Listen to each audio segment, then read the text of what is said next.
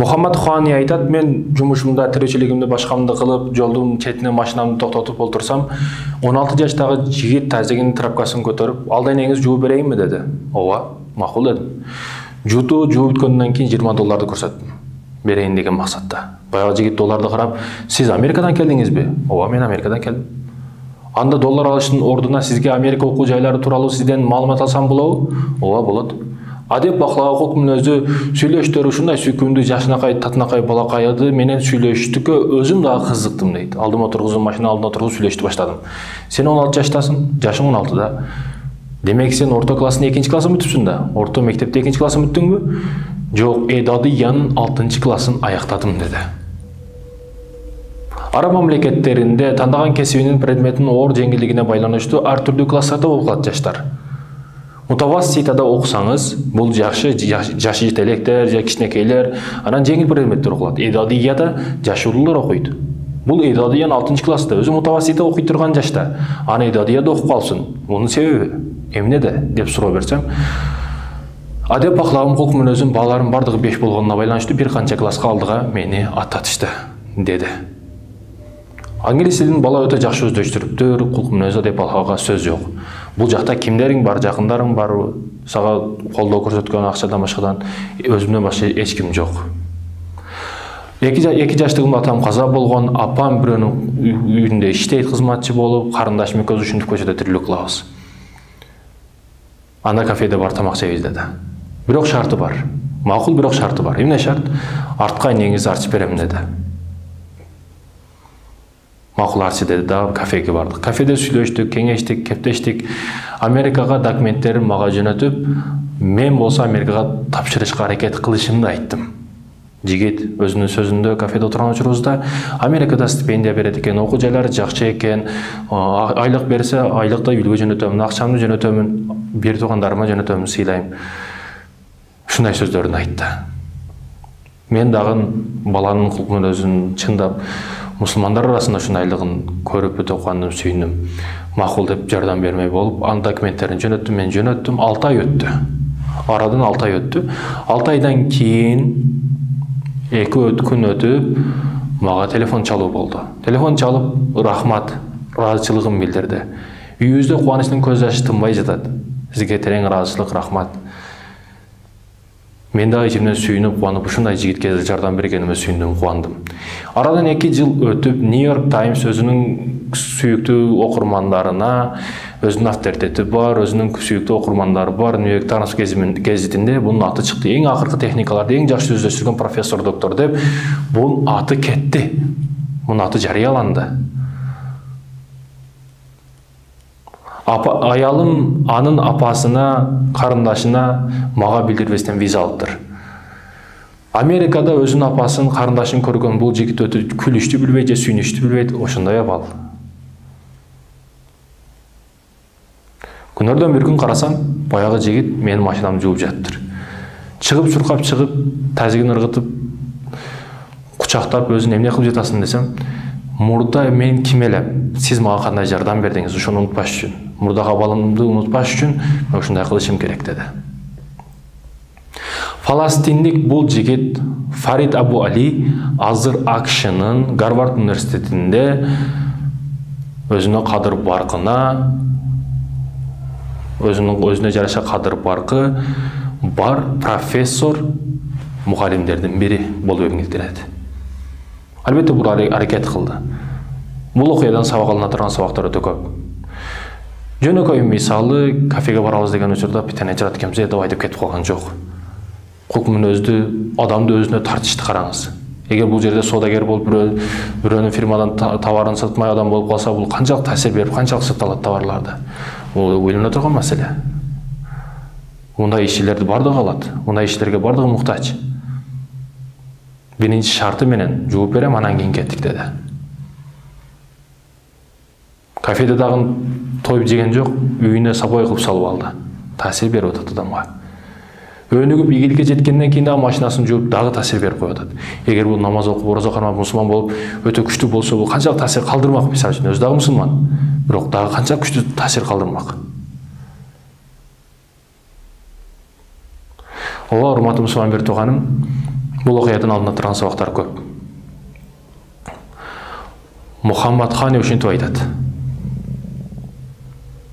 Игиликке жетебиз десек, жакшы жашоого жетебиз десек, бүгүн Дейл Карнегинин адамдарды таасир калдырыш, бакыт калдырыш, бактылуу болуштун сырлары жана башка китептерди, интернетте аудио китептерди угуштуу, окушту аракетин кылабыз, жолдорун кылабыз, кантип байысак болот, байлык, богатый папалар, башкалар айтор, жакшы жашоо үчүн ар нерселерди кылыштын жолун кылабыз. Бирок бактылуулук, бактылуу болуш үчүн аракет кылышыбыз керек. Неге? Ар бир адам бактылуу болушу келет. Ар бир адам бактылуу болушу керек, бирок бактылуулук динде, ислам дининде. Динде десе диндер көп, бирок динде, ислам дининде, тынчтык дининде. Мен профессормун, мен доктормун, мен врачмын, мен башкамын деп бир дини окумуштуу адамдын алдына келет, аалым адамдын алдына келет. Данышман адам ага карап туруп, мен бар жокту билемин, мен күчтүүмүн, мен ушунча илимий ачылыштарды көргөнмүн, АКШда Гарвард университетинде профессормун, доктормун, башка сөздөрүн айтат. Илим мага жетиштүү, бирок кээ бир акараларды билиш үчүн сиздин алдыңызга келдим, сиздин даңкыңызды угуп келдим дейт баягы алымга. Алымдагы мынтип сабыр менен карап, сага бир нерсени үйрөтүп болбойт дейт. Баягыдагы жок, үйрөтүңүз, аракет кылыңыз, башка кылыңыз, мен үйрөнөм, аракет кылам дейт. Эгерде сен бир суроома жооп берсең, макул сени биринчи класстан кабыл алам деди. Макул ар бир нерседе экзамен тест болот, сиз анын тестиңизди экзамен кылып көрүңүз деди. Уганда маанилүү суроо сага. Эки адам дубалдан аттап өттү. Бирөөсүнүн бети кара, бирөөсүнүн бети таза. Кайсы бир бетин жуат барып? Бул дагы карап туруп, албетте, муну жаш бала дагы билет, бети карасы жуат да барып. Жок, адаштың улум. Эки адам дубалдан аттап өтөт, бирөөсүнүн кара, бирөөсүнүн таза. Ак адам караны көрүп, менин бетим ушундай болсо керек деп, бети тазадан барып бетин жуат дейт. Бул жагын ойлоопмун. Экинчи сурооңузду бериңиз. Эки адам дубалдан аттап өтөт, бирөөсүнүн бети кара, бирөөсүнүн бети таза. Кайсы бири бетин жуат дейт, экинчи суроо. Албетте бети тазасы да дейт. Жок, болдум, адаштым дейт. Эки адам дубалдан аттап өтөт, бирөөсүнүн бети кара, бирөөсүнүн бети таза. Бети таза адам караны көрүп, менин бетим ушундай болсо керек деп туруп барып бетин жуат. Бети кара адам дагы кыжалат болуп, бул жуган экен, меники дагы ушундай, демек мен дагы жуушум керек экен деп бети кара дагы жуат. Демек экөө тең жуат дейт. Бул жагын ойлоопмун деп тили кыска болуп, эми кантип жай акырын үчүнчү сурооңузду болсо дагы бир суроо бериңизчи дейт.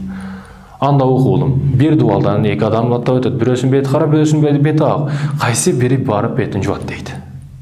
Анда баягы ойлонуп туруп, азыр эле тактадык го, экөө тең бетин жуат да дейт. Жок улум, адаштың. Бети кара адам дубалдан түшкөндөн кийин бети акты көрөт дагы, менин да бетим ушундай экен деп бетин жуубай коет. Бети ак адам дагы андан сабак алып ал дагы жуубай коет. Демек экөө тең бетин жуубай коет дейт. Ошондо ойлонуп туруп, бул сурооңуз болбойт экен, мага башка суроо бериңиз. Мен профессор, доктор, наукмун, башкамын. Сиздин ардыңызда үйрөткөн нерселерди үйрөнүп кете аламын мен. Баары мен башкачамын дейт, өзүн мактайт. Жеңилген күрөшкө толбойт дейт го, ошондой сыяктуу. Ошондой сөздөрүн айткандан кийин баягы даанышман адам дагы макул бир суроо бериңиз. Эки адам дубалдан аттап өтөт. Бирөөсүнүн бети кир болот, бирөөсүнүнкү таза. Болду, токтотуңуз, жетишет тойгоздуңуз дейт. Жок улум, сен токто, сен шашпай тур. Мен маанилүү суроо деп бердим, бирок суроо маанисиз эле. Болгону сен бул жашоодо акыйкат чындыктарды көргөнү көзүң көр болуп калган. Себеби сен менменчилсиң, сен менменчилдигиң сени көзүң көр кылып койгон. Сен бар жокту билем, бар жокту илимим жетиштүү деп, сен өзүңдү көрдүгүңдү, намкөрдүгүңдү барчаларда баяндап коюп атасың. Сен жада калса мени уккан жоксуң, менин сөзүмдү дагы түшүнгөн жоксуң. Бир дубалдан эки адам аттап өтсө, кантип бирөөсүнүкү кара, бирөөсүнүкү ак болуп калсын. Жада калса суроо дагы маанисиз болчу. Сен бул жашоодо маанисиз нерселерге убактыңды кетирсең, туура нерсени үйрөнө албай каласың дейт. Маанисиз нерселер өтө көп, маанисиз нерселерге убактыңды бөлбөгүн дейт. Чындыгында урматтуу мусулман биртуган, бүгүн маанисиз нерселерге өтө убактын көп бөлгөндөрү көп. Мисалы үчүн сүйүүгө, мисалы үчүн телефонго, мисалы үчүн телевизорго, мисалы үчүн кыздарга, мисалы үчүн жөн эле чегишке убактын кетиргендер өтө көп. Маанисиз нерселер чынбы? Ушунчалык ийгиликтүү жолдо турса, ушунчалык жакшы жашоо турса, ушунчалык жакшы бактылуу жашоолорго аракет кылбастан, маанисиз нерселерге убакыт бөлүп жүргөндөр өтө көп арабызда. мындайлар сарасепте табылат, анық табылат мындай нерселер. Чындыгында табылат. Айта турган дагы бир окуя бар. Бул окуядан өзүңүздү өтө күчтүү сабак аласыз деп ойлойм, урматтуу Мусамбир тууганым. Бул 1999-жылы Кудус мечити крестүүлөрдүн колуна өтүп, крестүүлөр өтө жыргап, ал жерлерде шарапкана, эс алууканасы, башка кылып колдонуп кетет айтор. Колдонуп кетишет мечитте. Мусулмандар өтө кайгырат, сыгылат, бирок өткөн ишке салабат. Өткөн иш өттү, эми алдыга аракет кылышыбыз керек. Мусулмандарда бүгүн бир дарт оору бар, кайгырат. Мисалы ушул жерде ушундай болуп тур, мына жерде мындай болуп тур, мусулман жапкы жеп калыптыр деп кайгырабыз. Мен да кайгырам жеке. Бирок кайгырып отуруу менен бир маселе чечилип калбайт. Кайгыруу, сыгылуу менен бир маселе чечилген эмес. Биз алдын көрө билишибиз керек. Алдында эмне маселе бар. Дагы эмнелерди кылсак болот? Иман исламга мурда мусулмандарды ойготуу үчүн, жүрөктөрдү, уктап жаткан көңүлдөрдү ойготуу үчүн эмне кылышыбыз керек?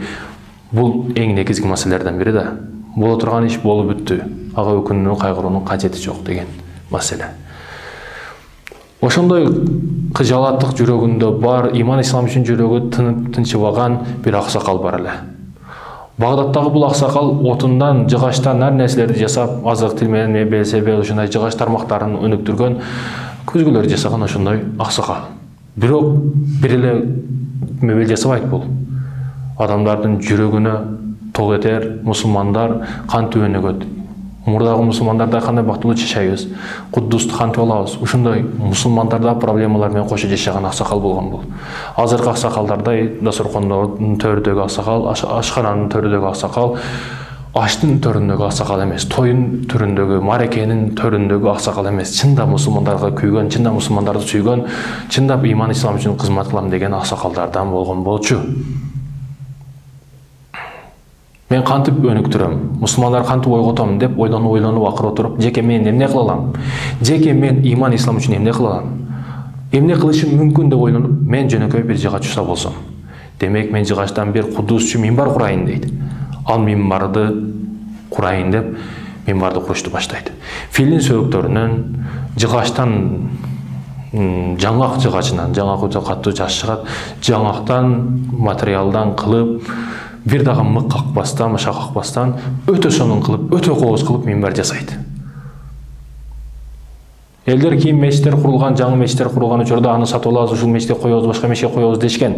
Бирок бул сатпайт, бербейт. Бул Кудус үчүн курулган минбар дейт. Сен акмаксың, башкасыңбы? Ал Кудус биздин колубузда эмес го. Жок. Мен колумдан келген ишти кылдым иман ислам үчүн. Мен колумдан келген ишти кылдым. Минбарды курдум. Муну бир күн кое турган адам келет, бир күн кое турган азамат чыгат дейт. Айылдардын бирөөсүндө ойноп жүргөн бир кичинекей бала бул окуяны угат. Минбар бар экен, минбарды Кудуска коюш керек экен, ошондой окуяларды угуп калат. Балким мен айтып жаткан окуялардан дагы балким бирөөлөргө сабак жетет. Мени миңдеген адамдар, миллиондогон адамдар, миллиарддаган адамдар көрүшүнүн кажети жок. Бир адамга жетсе, чындап жүрөгүгө жетсе, ал миллион, миллиард кылбаган адам кылбаган иштерди кылышы мүмкүн ал адам. Балким ошондой жигиттерге таасир кылган болушу мүмкүн. Балким ошого мен себепчи болгон болушум дагы мүмкүн. Окуяларды каяктан табасыз дейт, окуялар өтө көп.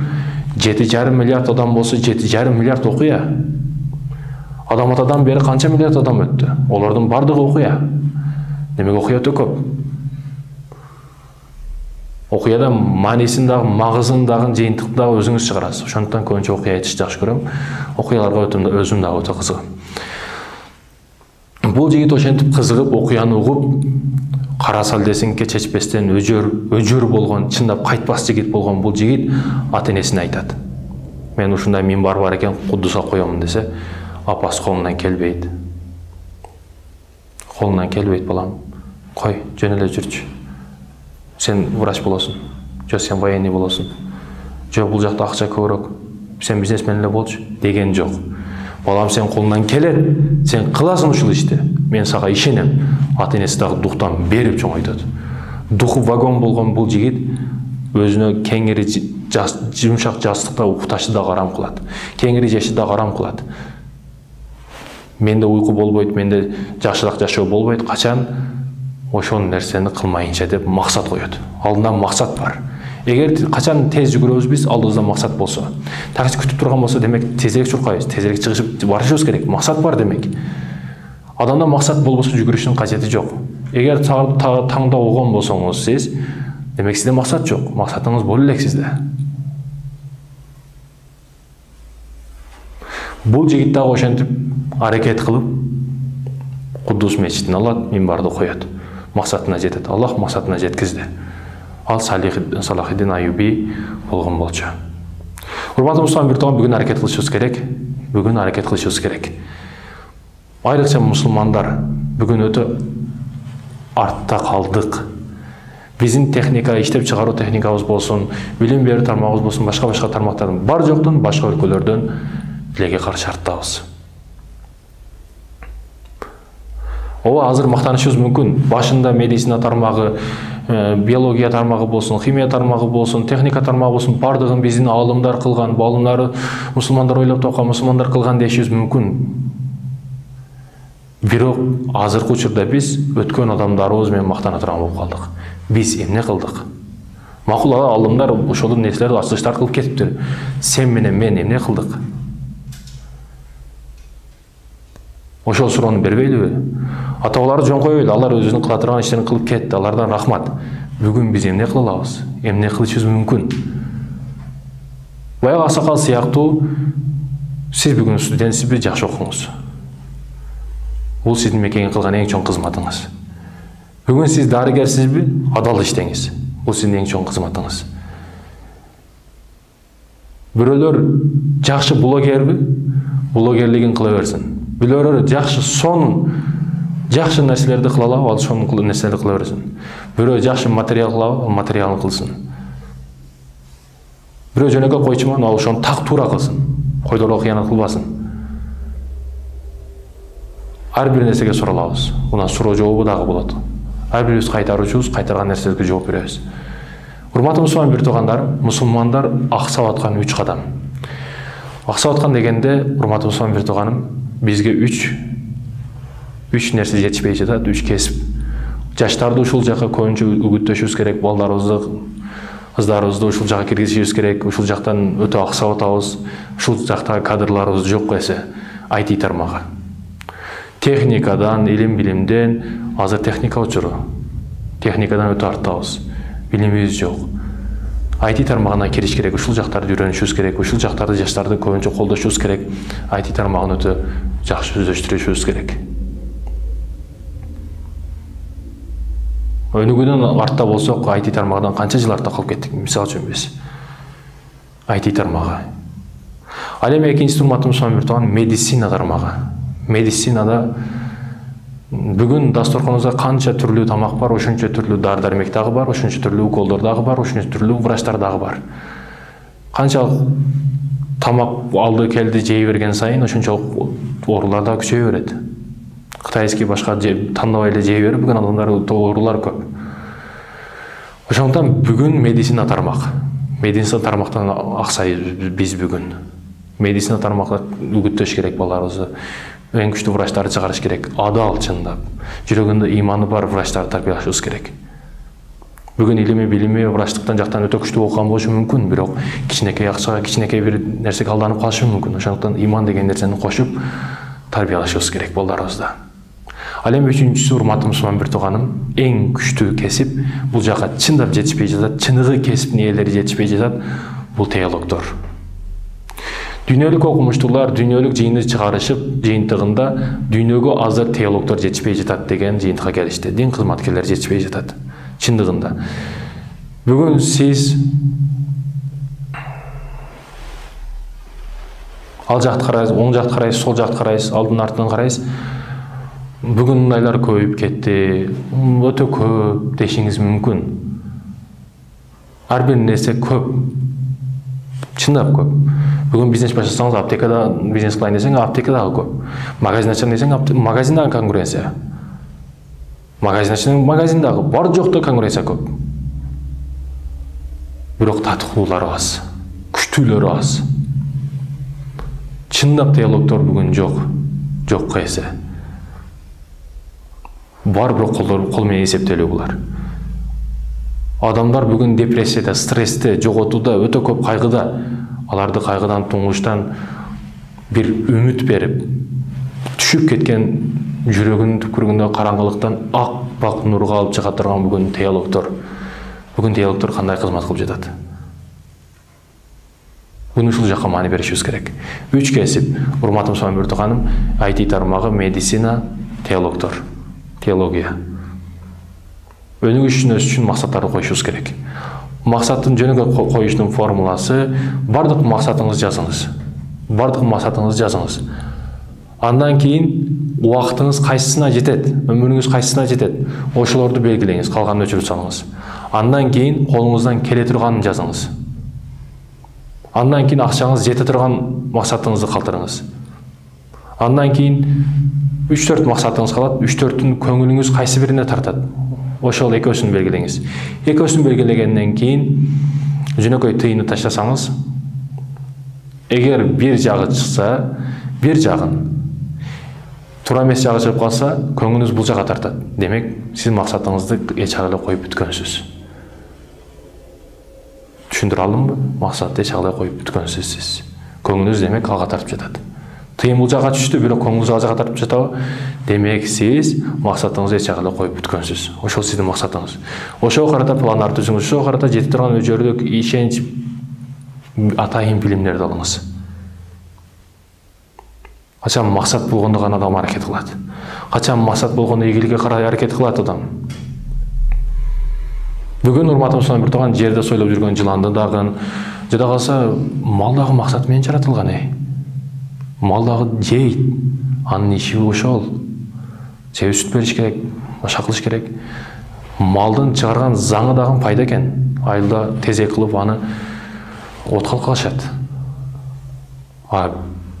Биз адамдардын эгер адам дини, иман, исламы, руханияты болбосо, адамдын жүрөгү дагы, өзү дагы, заңы дагы эч кимге пайдасы жок. Демек, максат менен жашашыбыз керек экен. Максат менен жашашыбыз шарт.